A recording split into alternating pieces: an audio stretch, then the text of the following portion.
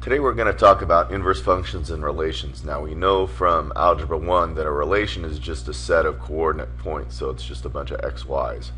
And for any relation to be a function, every element in the input must have only one corresponding element in the output. So if we look at these two examples here, this first one is a function because each x has only one y it goes to. So you notice, even though the -1 and the 1 both go to 5, that -1 only goes to one output. That 1 only goes to one output. Whereas in this guy right here, this is not a function because in this case, the 4 goes off to two outputs, both the 5 and the -5. A vertical line test sometimes helps us determine whether a relation is a function. Remember, a relation is a set of x and y, so it makes some kind of a graph. And if in that graph you can draw a vertical line through any single point and only pass one point, then it's going to be a function. To test for a one-to-one function, special kind of function, we do both a vertical and a horizontal line test. So in this case, we can see this is a function because it passes a vertical line test, but it's not what we call a one-to-one function, because in a one-to-one function, drawing a horizontal line test through, we notice it crosses through more than one point.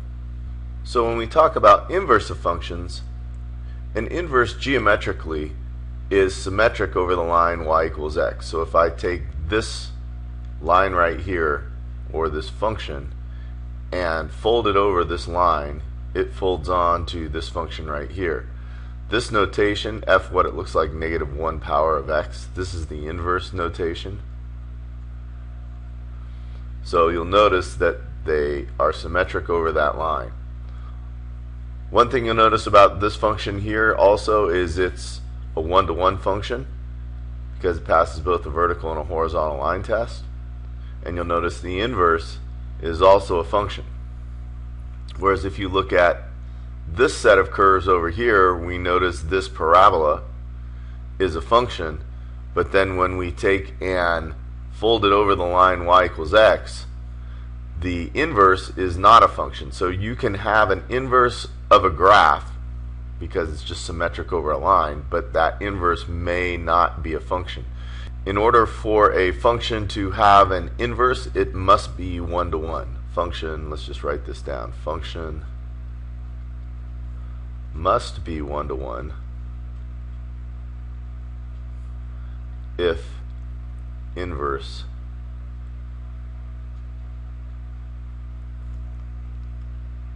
is a function. Alright. One other thing you're going to notice about inverses is if we look geometrically at some of these graphs, when we fold these over, we notice that this point right here folds over to this point right here. And what's the relationship? We have the point 0, 1 and the point 1, 0.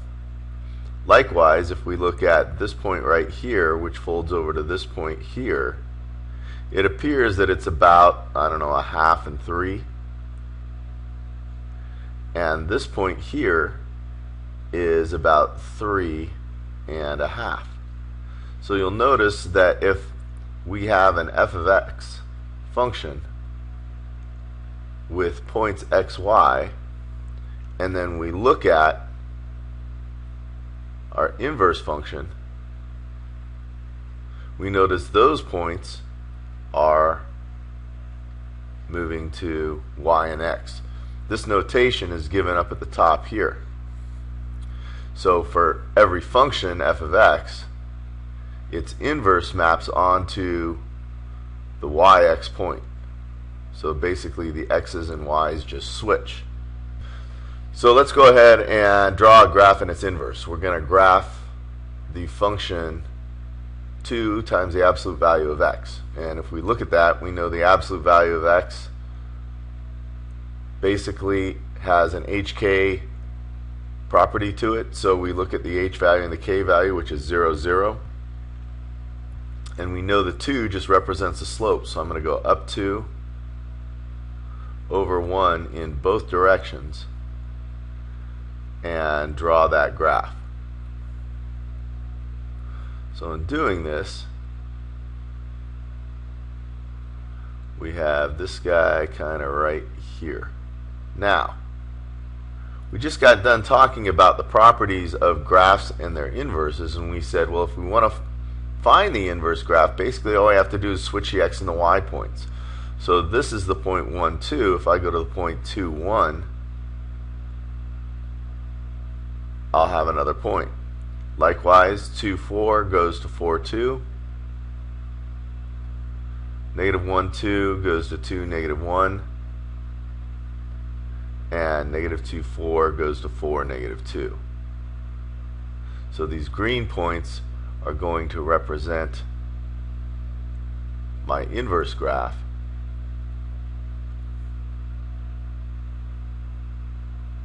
Just right around here. And you'll notice in this case that even though that y equals 2 times absolute value of x is a function, because it doesn't pass a horizontal line test, it's not one-to-one, and the inverse graph is not a function because it doesn't pass a vertical line test. So we just talked a little bit about inverses in a geometric sense. Now we're going to talk about inverses in an algebraic sense. In order to find an inverse, basically what you need to do is switch the x's and the y's and then solve for y. So here's a graph of a line, y equals 2x minus 7, which is some line like this, passes both a vertical and horizontal line test. So we know its inverse will also be a function. If I want to find that inverse, I switch the x's and the y's. So I take and put my x here, my y here, and I go ahead and I solve for my y. Bring the 7 over and divide by 2. And this is my inverse. If I want to break that down a little more, I could say that's half x plus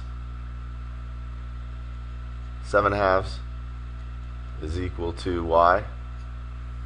And that would look like some line like, I don't know, this, which will be symmetric over the line y equals x. Likewise, we can do it for parabolas or quadratic functions. We know this is going to look something like this, but we also know that its inverse won't be a function. So if I switch the x's and the y's, I have an x equals 4y squared. Notice the squared term didn't move, or the power didn't move, just the value of x. I bring the 30 over.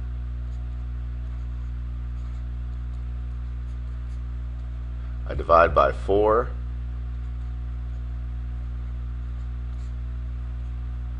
And the only way to undo a squared term is to square root it. Remember, when we square root two sides of an equation, we take the plus and minus value. And I'm going to split this up into 2 roots, only because I know that the square root of 4 is 2. So I get plus or minus square root of x plus 30 all over 2 is equal to y. This we know is not a function because when I put an x in, I get a plus and minus y out. So that's like saying, here's my x coordinate, and I have a plus and a minus y out. So that's not going to be a function. Now, we can prove two functions are inverses by using a composition of functions. It's a little complicated, but it's not that bad. If f and g are two functions and they're inverses, then f of g of x will equal g of f of x, and both those not only will be equal, but they'll also equal the quantity of x. So let's go ahead and verify that these two functions are inverses by using compositions.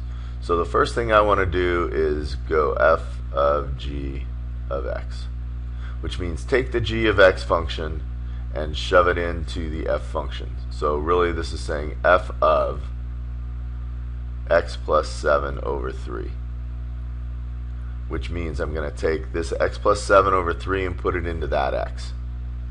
3 times x plus 7 over 3 minus 7. Notice the 3's reduce, so I have x plus 7 minus 7, which reduces to x. So far so good. F of g of x is equal to x. Now I have to show g of f of x is equal to x. So now I want to take g of f of x, which is g of 3x minus 7. I plug 3x minus 7 into this x value, so I have 3x minus 7 plus 7 over 3, which is 3x over 3, or x. And what I've just shown is f of g of x equals g of f of x, and they're both equal to x. So indeed, these are inverses. That's all we've got. Make sure you do your Connect Ed and do your lesson summary. We'll get back to you tomorrow.